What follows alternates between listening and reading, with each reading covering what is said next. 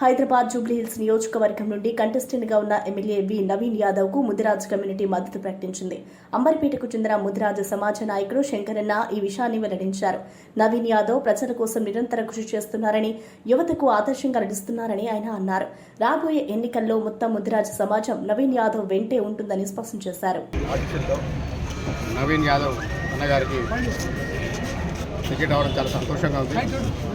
అలాగే గత 2 సార్లు నవీన్ యాదవ్ పోటీ చేయడం జరిగింది.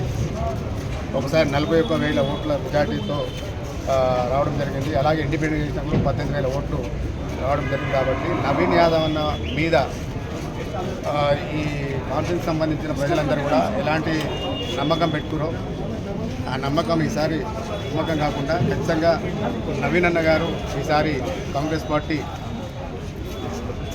తరఫు నుంచి భారీ మెజార్టీతో గెలుస్తున్నాడు.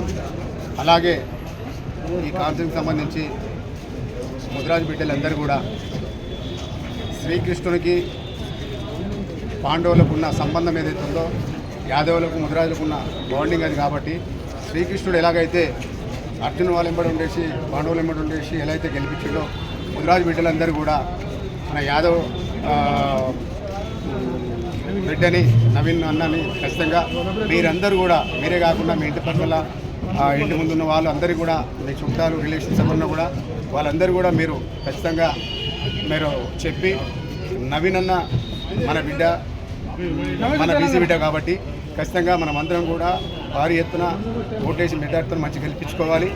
అదే కాకుండా మనమందరం కూడా ఈ కాన్స్టిట్యున్సీలో ఎస్సీ ఎస్టీ బీసీ మైనార్టీస్ అందరూ కూడా నవీన్ అన్న కూడా ఉన్నారు అనే శ్రీశైలం యాదవ్ అన్న సంబంధించి దాదాపు ఇలాంటి విషయాలు చాలామంది కూడా అభిమానులు ఉన్నారు.